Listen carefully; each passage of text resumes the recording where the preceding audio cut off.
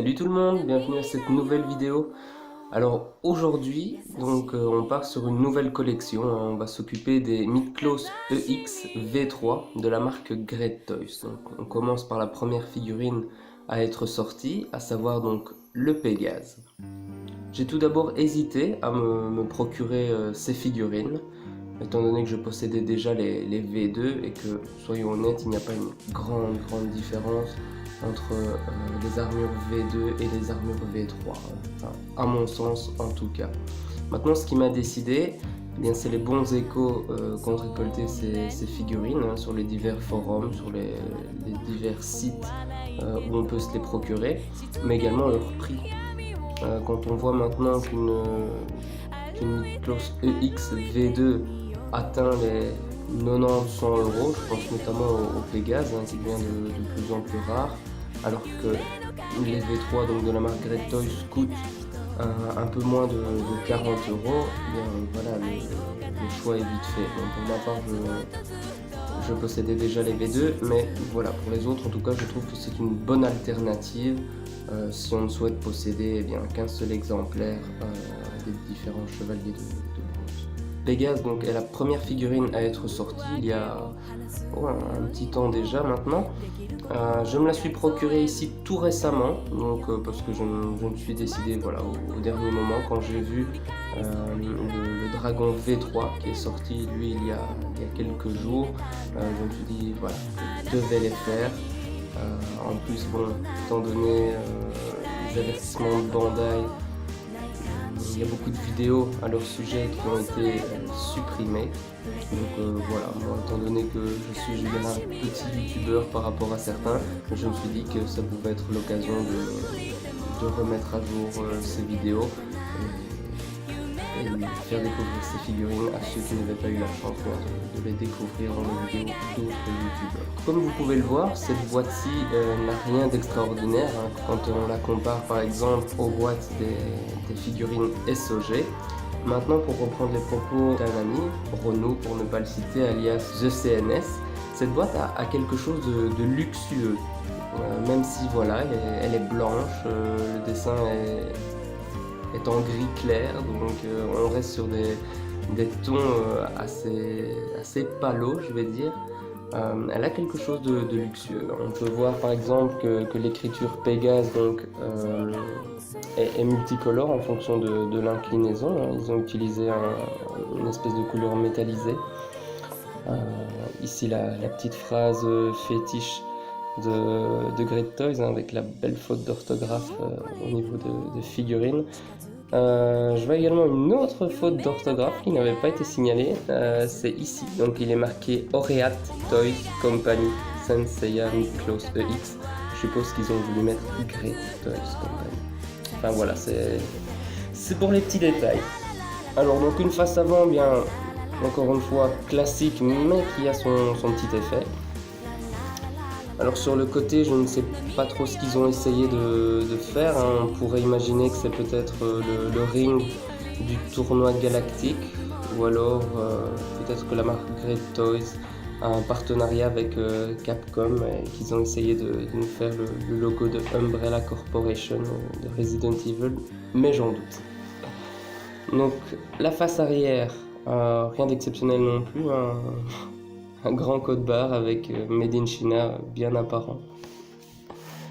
Donc l'autre côté de la boîte, de nouveau ce fameux ring ou logo Umbrella. Au-dessus, Pegasus.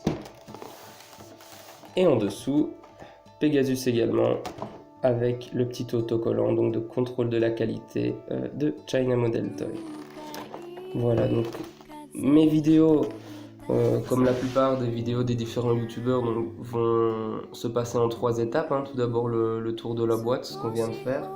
Ensuite le tour des blisters. Et ensuite, donc je ne montrerai pas la figurine en direct avec vous, mais je vous donnerai mon avis une fois la figurine montée. Voilà, c'est parti. Donc un petit détail, mais pas des moindres, on a droit à un mode d'emploi. Je veux dire, quand on connaît les figurines Midclose, le principe de montage est à peu près toujours pareil, mais bon, d'une figurine à l'autre, il y a des petites spécificités et ça peut toujours être sympa de pouvoir se référer à un mode d'emploi. Hop, on va regarder ça ensemble. Alors, ce n'est pas en couleur, contrairement aux différents modes d'emploi de la marque Bandai. Ici, n'oublions pas qu'on est sur une marque pirate, donc qui pratique des tarifs moindres et qui de ce fait là bien récupère de l'argent comme elle peut. C'est déjà bien sympa de nous mettre un mode d'emploi.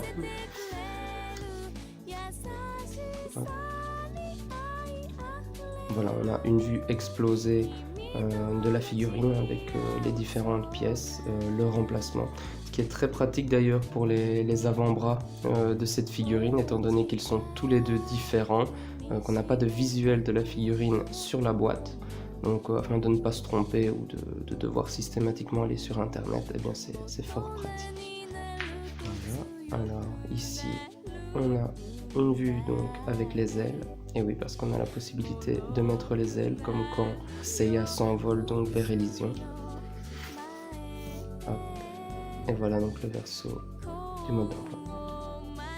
Alors concernant le premier blister, eh bien on retrouve bien entendu la figurine. On retrouve également donc tout au-dessus les épaules, ensuite les avant-bras, les cuissardes, les genouillères, en bas à gauche la deuxième chevelure donc casquée, ensuite la jambière et de l'autre côté donc la jambière également et le plastron.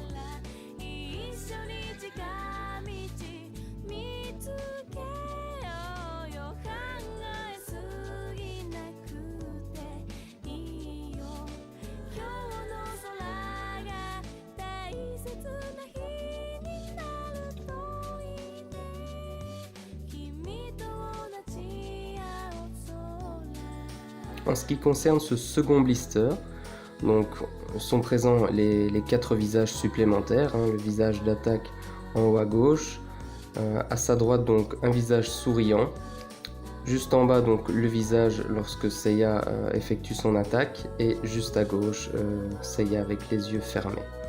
Donc on a les magnifiques ailes qui sont retirables ou non, la partie aile donc se décroche pour pouvoir refermer cette petite partie-ci qui forme donc le dos du personnage. Un mécanisme cependant assez imposant quand on voit les différentes photos. On verra ensemble ce que ça donne réellement. Donc on a également les différentes paires de mains, donc une main doigt tendu, une main un petit peu les doigts recroquevillés, les mains donc pour effectuer les météores de Pégase, les poings fermés.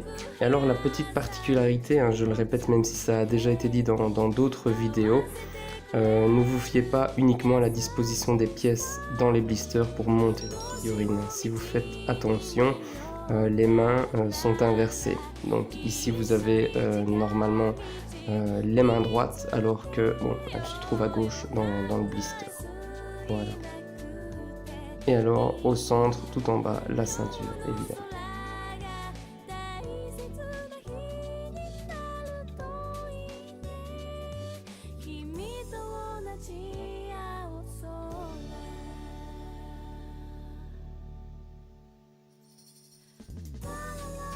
Alors ça n'est pas un troisième blister, mais fort heureusement pour nous, donc nous avons quand même droit dans un petit sachet aux différents protège-mains. Ici, contrairement à Bandai encore une fois, qui nous ont restreint, je vais dire, avec uniquement 2 protège-mains, ici on en a toujours 4, donc au cas où on viendrait à en perdre, eh bien c'est toujours agréable de savoir qu'on a une seconde paire qui nous attend dans la boîte.